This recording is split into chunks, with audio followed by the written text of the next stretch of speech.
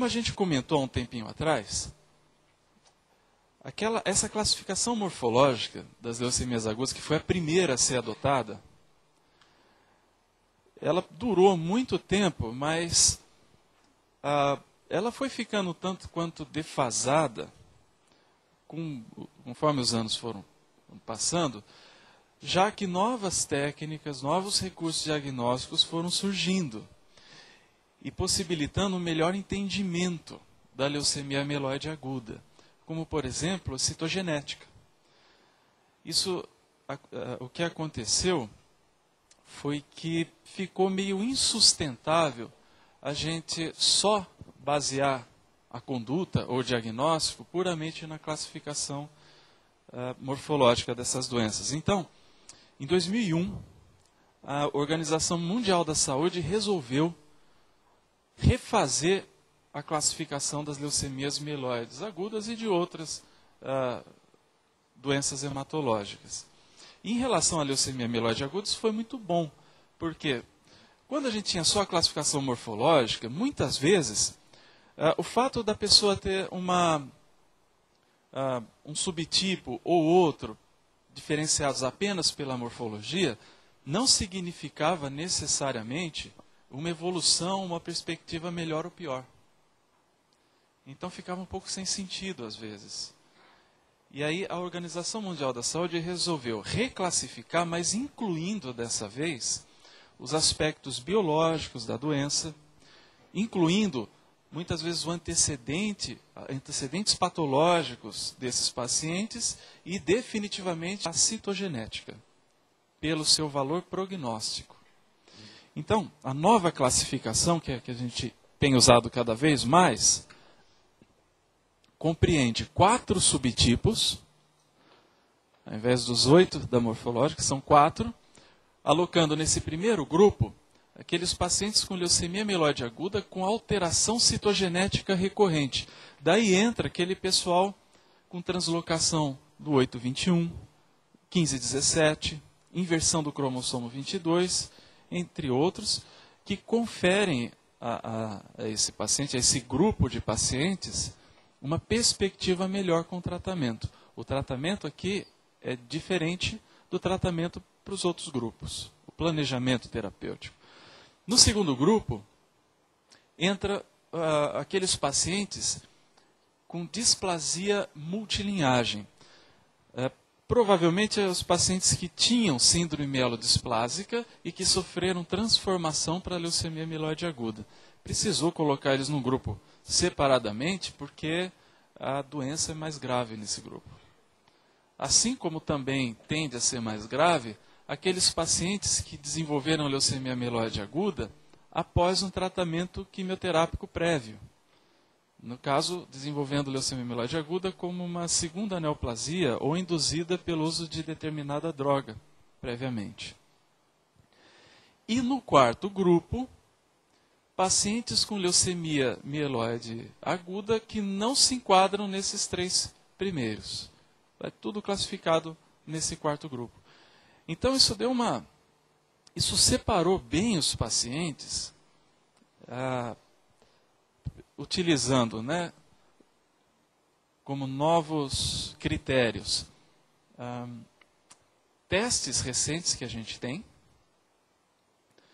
o passado terapêutico ou patológico do paciente, e ainda um grupo de pacientes que não se enquadram em nenhuma das outras classificações. Isso foi bom porque dá um melhor entendimento do que fazer com esse indivíduo dependendo do lugar que ele está. Bom, em relação ao diagnóstico por imunofenotipagem da leucemia mieloide aguda, isso aqui é lógico, é uma tabela um pouco complexa, ela foi extraída do livro da Bárbara Ben, um livro muito bom chamado Células Sanguíneas, que é focado bastante no diagnóstico morfológico, mas que também contempla esses outros tipos de teste. Então, é só para a gente comentar alguma coisa aqui.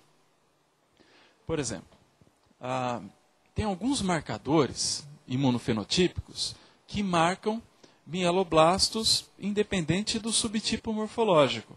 Por exemplo, o CD13 e o CD33. Né? As pessoas com leucemia mieloide aguda, as células dessa doença, elas podem expressar alguns desses ou todos. Mieloperoxidase, por exemplo. Pode ocorrer expressão variável de HLA-DR e CD34.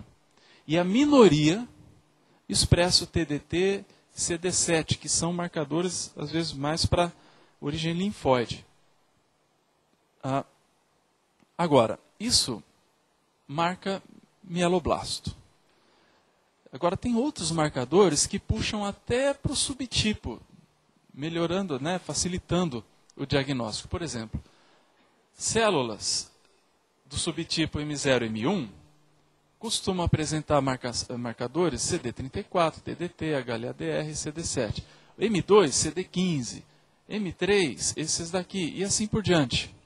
Né? Por exemplo, M6, que é a eritroleucemia, apresenta marcadores de eritrócito, como a glicofurina, a espectrina, assim como M7, que é uma leucemia de megacariócitos, apresenta, os blastos expressam proteínas de plaquetas, como o CD61 e o CD41. Então, observem como a imunofenotipagem veio para resolver um problema crônico que a gente tinha com a morfologia.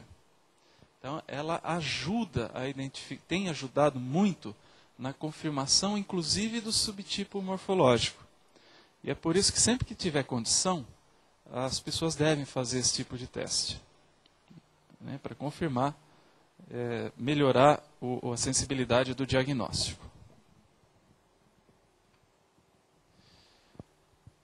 Bom, agora, falando do quadro clínico, né, das leucemias, a gente já mostrou alguma coisa de diagnóstico laboratorial, a classificação morfológica, a classificação recente, e vamos falar do quadro clínico. É muito parecido com aquilo que a gente viu no início da primeira parte da aula, né, do quadro clínico das leucemias agudas em geral. Mas na mieloide aguda, mesma coisa.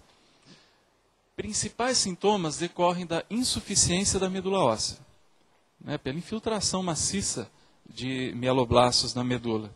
Isso compromete a produção hematopoética normal, o indivíduo tem anemia, anemia, portanto, cansaço, fraqueza e tudo mais, plaquetopenia, portanto, sangramento.